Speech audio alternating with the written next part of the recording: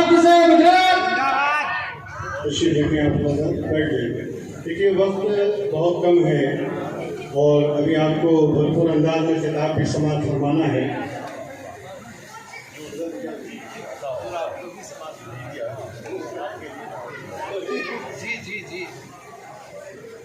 درود شریف پڑھیں. اللہم صلی علی سیدنا مولانا محمد وعلی آل سیدنا مولانا محمد کما تحب و ترضى بأن تصلی علیہ.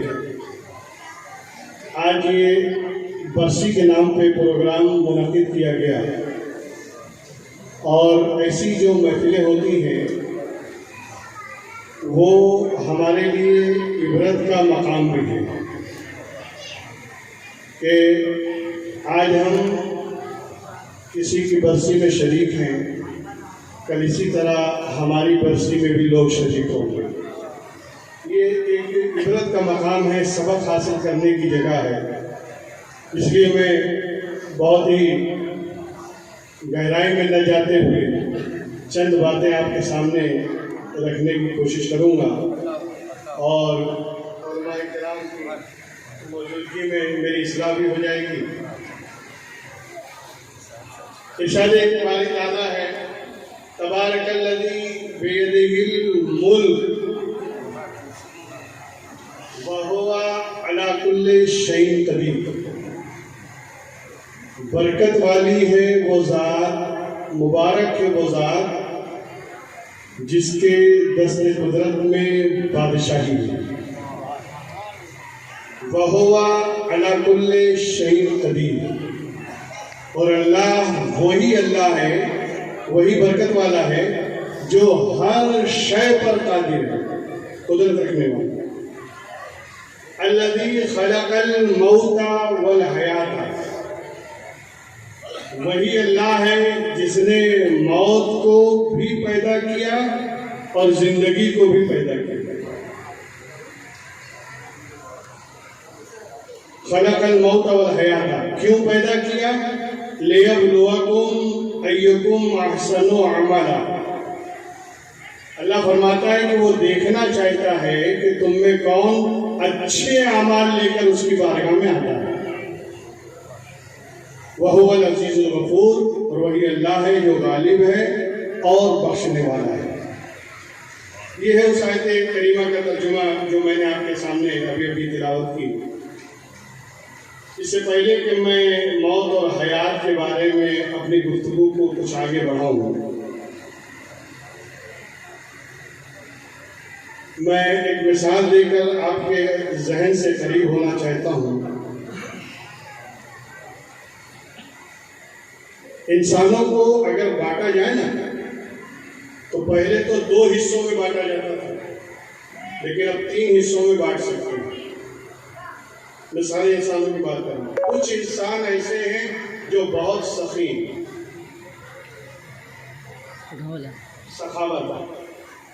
سخاوت جانتے نا، جو دروازے پر آیا کوئی خالی نہ جائے، سخی. اسی طرح دوسری قسم اس کے مقابلے میں کنجوس. تیسری ایک قسم جو نکلی ہے وہ مکھی چوس. ایک سخی، ایک کنجوس اور ایک مکھی چوس. مکھی چوس کے تو اپنے ذکر ہی نہیں کرنا، صرف سخاوت کی بات کریں اور کنجوسی کی. سخی کسے کہتے ہیں؟ جو خود بھی کھاتا ہے، دوسرے کو بھی کھلاتا ہے، خود بھی پہنتا ہے، دوسروں کو بھی پہناتا ہے، خود بھی سیراب ہوتا ہے، دوسروں کو بھی سیراب کرتا ہے، خود بھی عیش و آرام میں رہتا ہے اور دوسروں کے لیے بھی وہ فیسلٹی مہیا کرتا ہے. اسے ہم کہتے ہیں بڑا سخی کہ خود بھی کھا رہا ہے، دوسروں کو بھی کھلا رہا ہے، خود بھی پہنتا ہے، دوسروں کو بھی پہنا رہا ہے. اور اگر جو خود کھائے دوسروں کو نہ کھلائے، خود پہنے مگر دوسرے کو نہ دے، اسے ہم کہتے ہیں بڑا کنجوس ہے. اچھا مکھی چوس کس کو کہتے ہیں؟ نہ خود کھاتا ہے نہ کھانے دیتا ہے، خود بھی نہیں کھاتا اور بولتا بھی ہے کہ نہ کھاؤں گا نہ کھانے دوں گا. پہنچ گیا وہ مکھی چوس ہے. تو کہنے کا مطلب یہ ہے کہ مکھی چوس تو وہ ہے جو نہ خود کھائے نہ کھانے نہ کسی اور کو کھلائے, نہ خود پیے نہ کسی کو پلائے. بات سمجھ میں آ گئی؟ تو سخی ہم اسے کہتے ہیں جو خود بھی کھائے دوسروں کو بھی کھلائے, خود بھی پہنے دوسروں کو بھی پہنائے, خود بھی پیے دوسروں کو بھی پلائے, اسے ہم کہتے ہیں بڑا سخی ہے. مگر آؤ میں اس سخی کی بارگاہ میں آپ کو لے کے چلتا ہوں جو خود کھانے پینے سے پاک ہے اور ساری کائنات کو کھلا رہا ہے. رب تبارک و تعالیٰ خود کھانے پینے سے پاک, نہ اسے کھانے کی حاجت نہ اسے پینے کی حاجت, نہ وہ کھانے کا اس کے اندر احتیاج نہ پانی کا احتیاج نہ اسے پینے کی کوئی ضرورت, کھانے پینے سے مبرہ, کھانے پینے سے پاک, ایسی ذات جو نہ کھائے نہ پیے لیکن ساری کائنات کو رزق دیتا ہے, ساری کائنات کو روزی دیتا ہے, ساری کائنات کو رزق عطا فرماتا ہے, کھلاتا بھی ہے پلاتا بھی ہے. تو جو نہ خود کھائے نہ خود پیے مگر سب کو کھلائے اور سب کو پلائے, ایسے کے لیے سخی کا لفظ موضوع نہیں ہے. اسی لیے اللہ کی ذات کے لیے جو لفظ استعمال کیا جاتا ہے وہ جواد و کریم ہے. سخی نہیں, جواد کریم, جو خود نہ کھائے سب کو کھلائے, خود نہ پیے سب کو پلائے.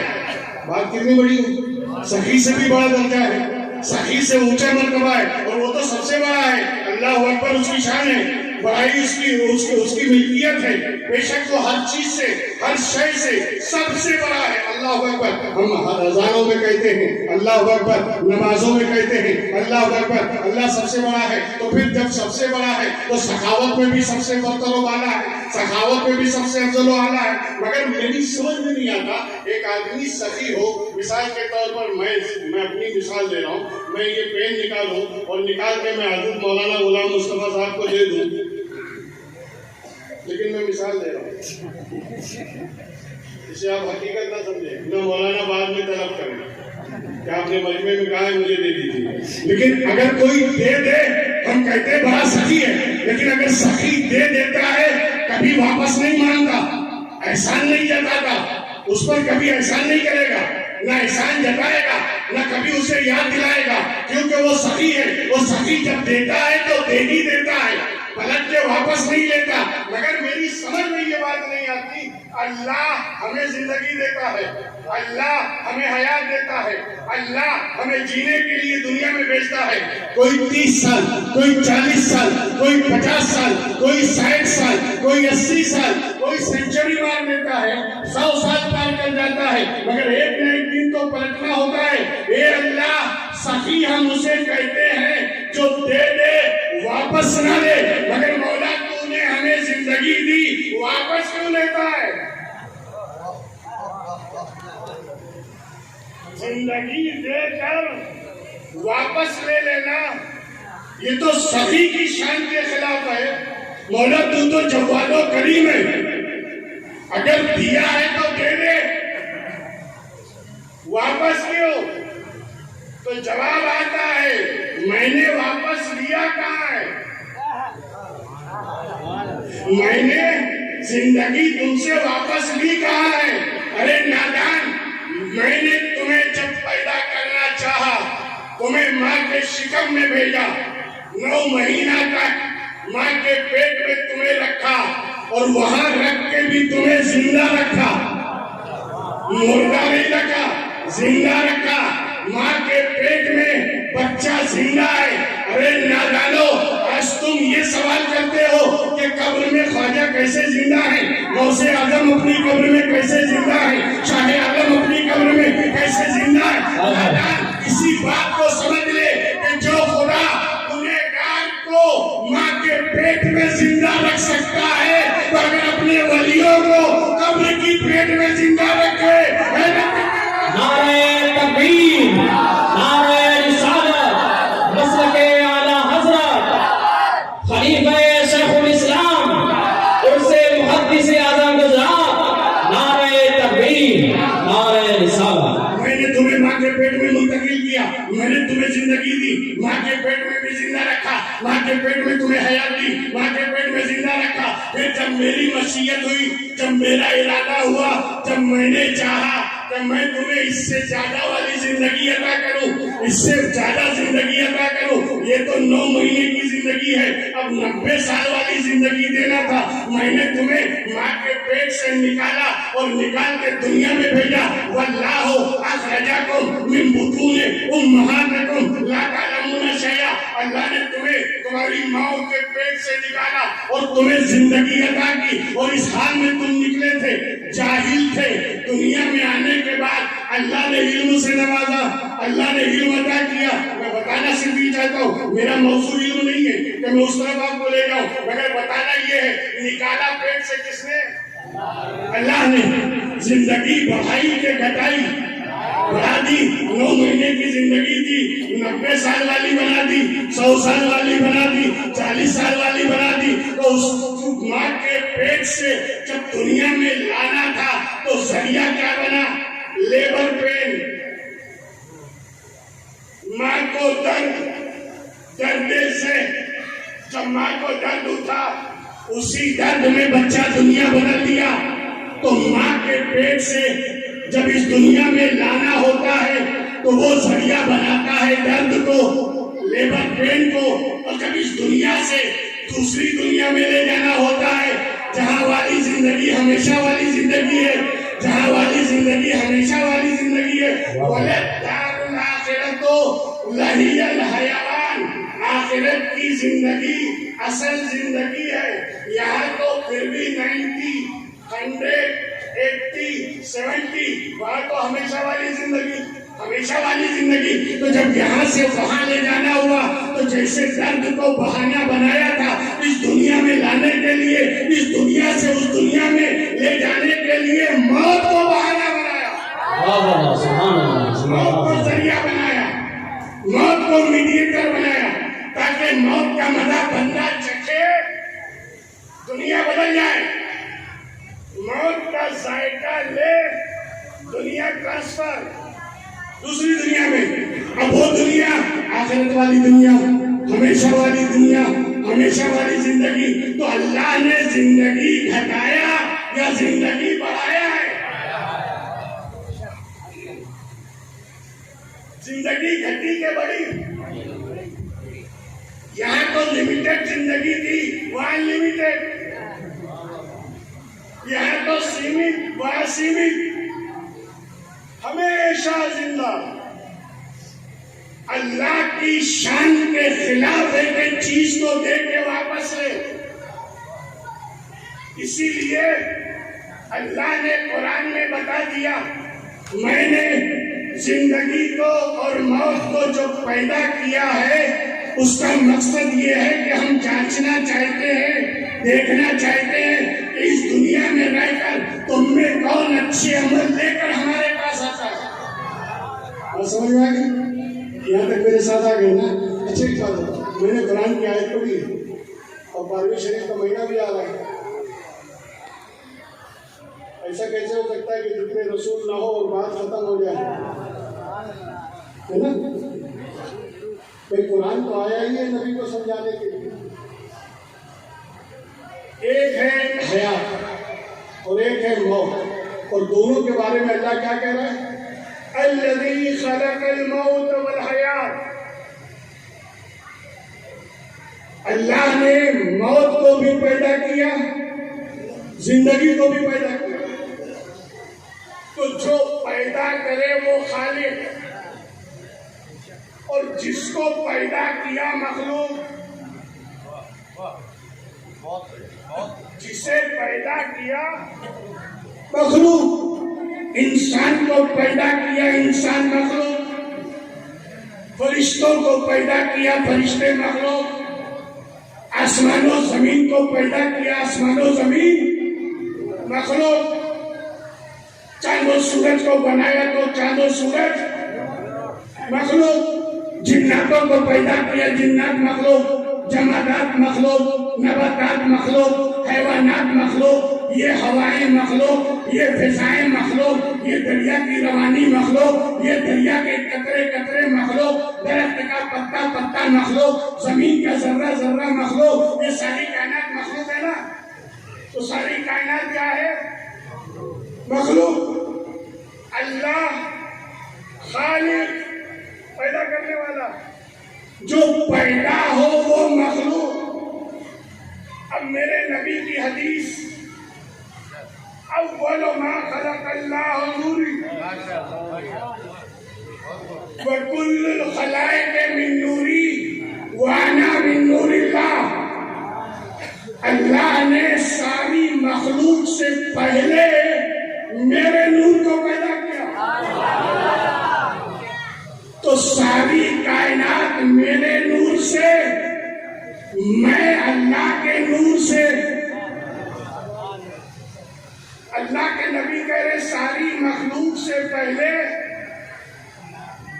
نور مصطفیٰ، ساری مخلوق سے پہلے نور محمدی۔ اچھا، جب ساری مخلوق سے پہلے تو زمین مخلوق ہے، زمین سے پہلے آسمان مخلوق ہے، تو آسمان سے پہلے چاند و سورج مخلوق ہے، تو چاند و سورج سے پہلے ستارے مخلوق ہے، تو ستاروں سے بھی پہلے مشرق و مغرب شمال و جنوب مخلوق ہے، تو شمال و جنوب مشرق و مغرب سے پہلے جنت و دوزخ مخلوق ہے، تو جنت و دوزخ سے پہلے۔ اور ابھی میں نے آیت پڑھی، حیات اور موت، زندگی اور موت کو بھی اللہ نے پیدا کیا، تو زندگی مخلوق ہے، میرا نبی اس سے بھی پہلے، موت مخلوق ہے، نبی موت سے بھی پہلے۔ اب مجھے بتاؤ کہ جس موت سے پہلے میرا نبی رہا ہو، اسے یہ موت مردہ کر بنا پائے گی؟ نعرہ تکبیر، نعرہ رسالت، حسین محدث اعظم گجرات، نعرہ تکبیر۔ اس موت میں ہمت نہیں جو نبی کو ٹچ کر سکے، اسی لیے قرآن میں کہا گیا اِنَّكَ مَيِّتٌ وَإِنَّهُمْ لَمَيِّتُونَ۔ اے محبوب، آپ کی موت بھی آنی ہے، اور ان کافروں کو تو مرنا ہی ہے۔ آپ کی موت آنی ہے اور ان کافروں کو مرنا ہے۔ ترجمے پہ غور کریں گے۔ آن، ایک لمحہ آپ کی موت آنی ہے،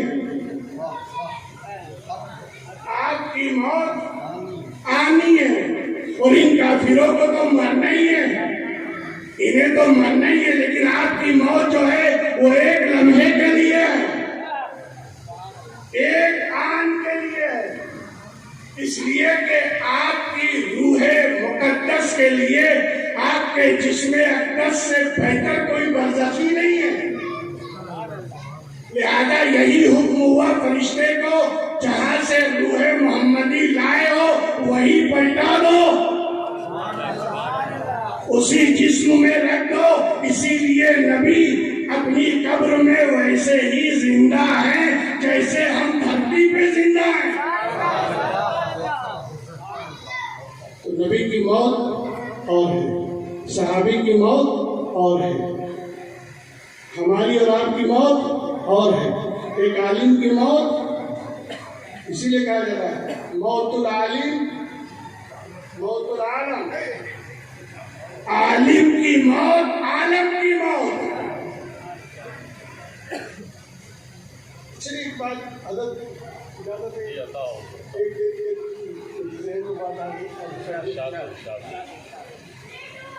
لوگ یہ سمجھتے ہیں کہ بھائی زندگی میں سب اختلاف ہے، رہنے سہنے میں اختلاف، کوئی بلڈنگ میں رہتا ہے، کوئی جھوپڑے میں رہتا ہے، کوئی شاہی محل میں رہتا ہے، کوئی پھٹی پرانی پہن کے اپنی زندگی گزار دیتا ہے، کوئی اچھے اچھے لباس پہنتا ہے، کوئی اچھا کھاتا ہے، کوئی دال روٹی چٹنی میں زندگی گزر جاتی ہے۔ اس میں اختلاف ہے، اوڑھنے پہننے میں اختلاف، چلنے پھرنے میں اختلاف، سونے جاگنے میں اختلاف، مگر موت میں سب برابر ہے،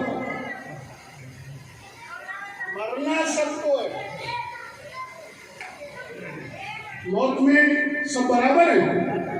بولو نہیں.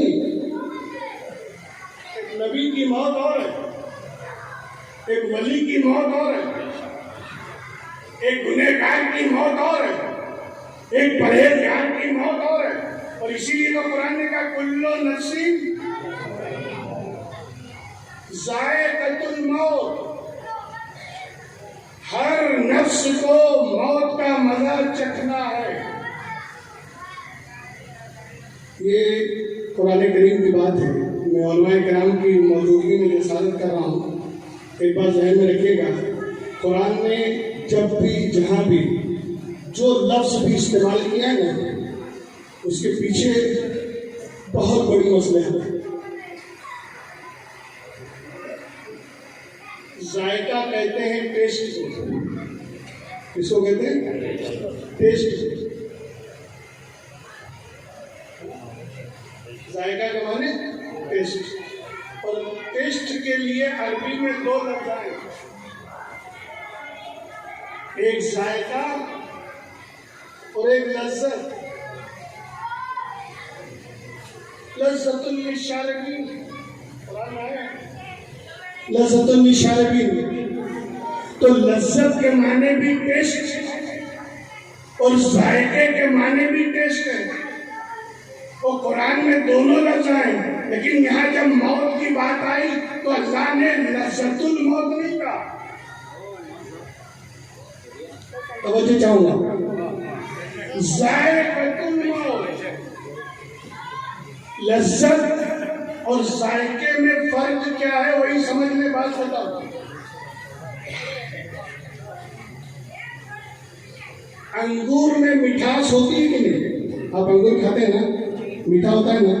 یہ مٹھاس آئی کہاں سے؟ کیا اس میں شکر کا پانی ڈالا گیا، انجیکشن لگایا گیا؟ کیلے میں، امرود میں، سیب میں، پھل فروٹ میں جو ذائقہ ہے، جو ٹیسٹ ہے، اس میں جو مٹھاس ہے، یہ مٹھاس کہاں سے آئی؟ تو آپ کہیں گے اللہ کی طرف سے. تو جو چیز اللہ کی طرف سے ہو ٹیسٹ میں، اس کو کہتے ہیں عربی میں لذت. لیکن اگر اسی میں انسان اپنی کاریگری کرے، اسی انگور کو سڑا کے کچھ اور بنائے، کاریگری کیا نا، اب اس کو لذت نہیں کہیں گے، ذائقہ کہیں گے.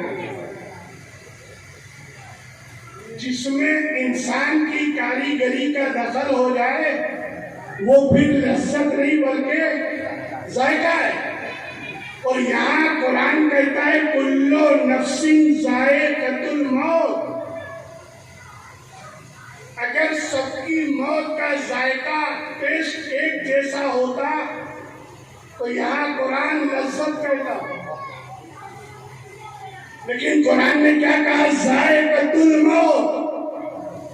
موت کا ذائقہ چکھنا ہے. اور یہ ذائقے کا لفظ بنا ہے ذوق سے. ذائقے کا لفظ کیسے بنا ہے؟ ذوق. ذوق جانتے ہیں آپ کس کو کہتے ہیں؟ بڑا ذوق و شوق. کسی کو قوالی کا ذوق و شوق، کسی کو گانے سننے کا ذوق، کسی کو ڈانس کرنے کا ذوق، کسی کو نماز پڑھنے کا ذوق، کسی کو قرآن پڑھنے کا ذوق. تو جس کا جیسا ذوق ہوگا اس کو ویسا ہی ذائقہ. کلو نفس ذائقۃ الموت. ہر نفس اپنے ذوق کے مطابق موت کا ذائقہ چکھنے والی ہے. اب اگر اچھا ذوق ہوگا تو موت کا ذائقہ بھی اچھا ہوگا، اور اگر برا ذوق ہے تو موت کا ذائقہ بھی برا ہوگا. اسی لیے کہتے ہیں کہ ہر ایک کا ذائقہ برابر نہیں. ولی کا ذائقہ کچھ اور ہے، نبی کا ذائقہ کچھ اور ہے، عالم کا ذائقہ کچھ اور ہے، عام گنہگار کا ذائقہ کچھ اور ہے، نیکوکار کا ذائقہ کچھ اور ہے. جیسا ذوق پیدا کرو گے موت کے وقت وہی ذائقہ چکھنے کو ملے گا. कुल्लु नफ्सिन ज़ाइक़तुल मौत। दोस्तों, ये आज जिसकी बरसी में हम शामिल हैं ये किसी आम आदमी की बरसी नहीं है, बल्कि एक आलिम दीन, एक खादिम हदीस जिसने पूरी ज़िंदगी क़ाल अल्लाह क़ाल रसूल, अल्लाह और रसूल के फरमान को पढ़ते पढ़ाते पूरी ज़िंदगी जिसने गुजार दी हो, भला ये उनकी बरसी है। तो जब उनमें और हम में दुनिया में कोई फ़र्क नहीं रहा, तो फिर मरने के बाद भी हम उनकी बराबरी नहीं कर सकते। उनका मर्तबा कुछ और है, उनका रुतबा कुछ और है, उनका दर्जा कुछ और है, अल्लाह की बारगाह में उनकी मकबूलियत कुछ और है। बस दुआ करें अल्लाह तबारक व तआला हम सब पर हुजूर शेखुल हदीस हज़रत अल्लामा मुफ्ती मुहद्दिस गुजरात मुफ्ती मोइनुद्दीन साहब के फैज़ान को जारी फरमाए, और जो हम आज जो कुछ भी बयान किया मौला इसका सवाब उनकी रूह को इशारे सवाब करे और उनको जन्नतुल फिरदौस में आला मकाम अता फरमाए, करवट करवट जन्नत नसीब करे और उनकी कब्र को रहमत के फूलों से भर दे। आखिर दावाना अल्हम्दुलिल्लाह।